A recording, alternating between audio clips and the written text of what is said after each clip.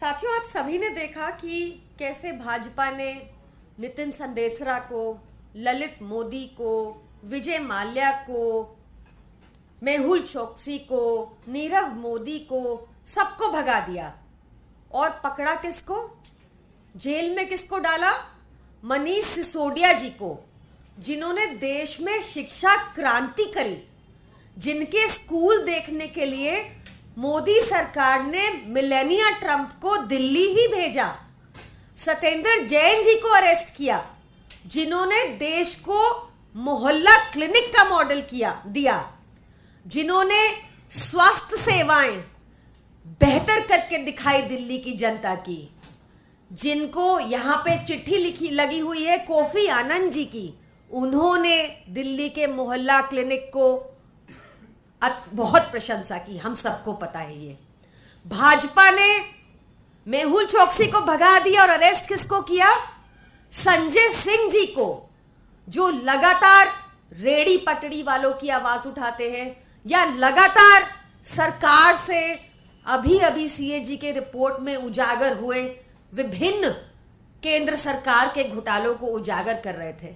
उनको चुप करने को, विपक्ष की मजबूत आवाजों को दबाने को जेल में डाला गया। और 29 अक्टूबर से हम देख रहे हैं कि मनोज तिवारी लगातार बता रहे हैं कि अरविंद केजरीवाल जी को, राष्ट्रीय संयोजक आम आदमी पार्टी के अरविंद केजरीवाल जी को अरेस्ट करने का प्लान है। बार बार अभी मैं थोड़ी देर पहले संबित पात्रा जी की प्रेस कॉन्फ्रेंस देख रही थी। ये वही संबित पात्रा जी हैं जो पहले बताए थे कि मनीष सिसोदिया जी ने करीब 150 फोन्स डिस्ट्रॉय कर दिए। आपको याद होगा, करीब 1-1.5 साल पहले इन्होंने ये भ्रम फैलाना, झूठ फैलाना शुरू किया था, बदनाम करना शुरू किया था आम आदमी पार्टी को, मनीष सिसोदिया जी को, कि 150 फोन डिस्ट्रॉय कर दिए। जो बात आज हम सबको पता है कि कोर्ट में ऐसा कोई तर्क नहीं दिया गया। आज संबित पात्रा जी बार बार एक ही सवाल पूछे कि अगर निर्दोष है तो बेल क्यों नहीं मिली।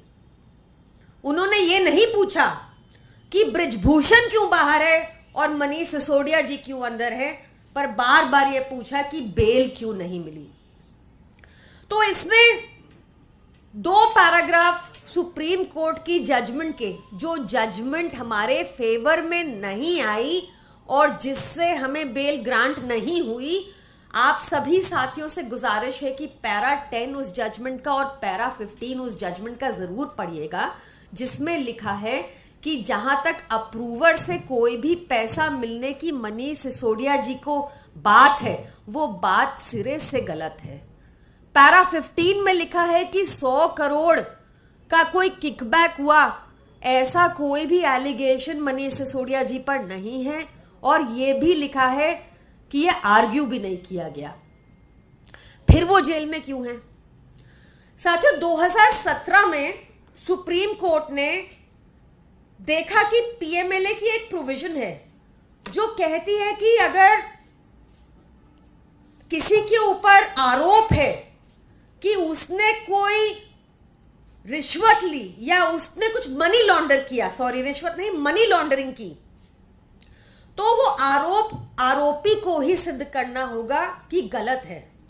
हमारे देश में कानून है कि प्रोसिक्यूशन आरोप सिद्ध करती है, पर पीएमएलए के इस प्रावधान में आरोपी को ही अपना आरोप या अपनी बेगुनाही साबित करनी होगी।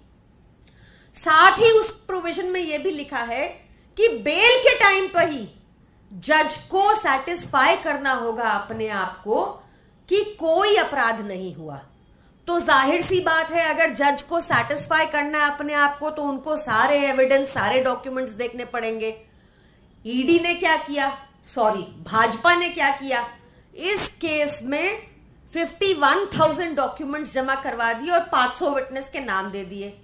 अब 500 विटनेस को आप cross examination in chief, recall exam, वो सब करते करते, लीगल टेक्निकलिटी करते करते 500 विटनेस, आप हिसाब लगा लीजिए 10-15 साल तो यूं ही चले जाएंगे। 51,000 डॉक्यूमेंट्स हैं, कोर्ट्स हमारे ओवरलोडेड रहते हैं, आराम से 8-10 साल चले जाएंगे। तभी कोर्ट को कहना पड़ा कि ये केस 2 मिनट भी ट्रायल कोर्ट में नहीं टिकेगा और ट्रायल कोर्ट इसको 6 महीने के अंदर ही डिसाइड करे, नहीं तो इस केस में 10-15 साल लगना आम बात है। क्या हुआ था 2017 में जब ये प्रोविजन सुप्रीम कोर्ट के सामने आई, जहां पर जज को सैटिस्फाई करना होगा खुद को कि कोई केस नहीं बनता और आरोपी को अपने आप को बेगुनाह बेल की स्टेज पे ही साबित करना होगा। सुप्रीम कोर्ट ने 2017 में कहा ये गलत है, अनकॉन्स्टिट्यूशनल है, और सुप्रीम कोर्ट ने इस लॉ को स्ट्राइक डाउन कर दिया। पर 2019 में एक बैकडोर एंट्री के थ्रू भाजपा ने प्रोविजन में एक फाइनेंस एक्ट में संशोधन लाकर इसको अनकॉन्स्टिट्यूशनल प्रोविजन को रिवाइव कर दिया। भाजपा ऐसा कर सकती है क्या? ये मामला अलग से 7 बेंच के आगे अभी पेंडिंग है सुप्रीम कोर्ट में।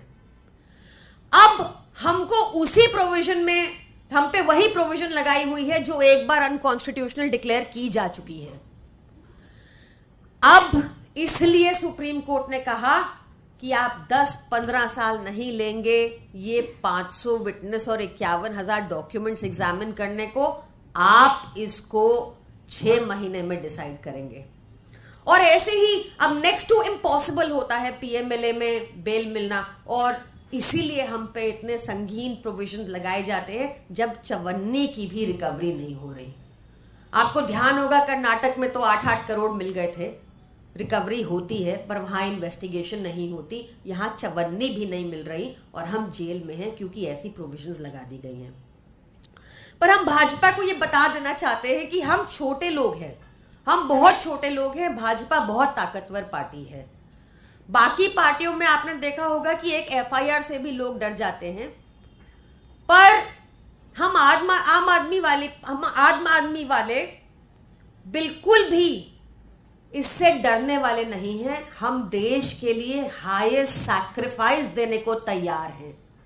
हम अरविंद केजरीवाल जी की विजन पर चलते रहेंगे और देश को सबसे नंबर 1, भारत को नंबर 1 देश बनाकर रहेंगे। Thank you.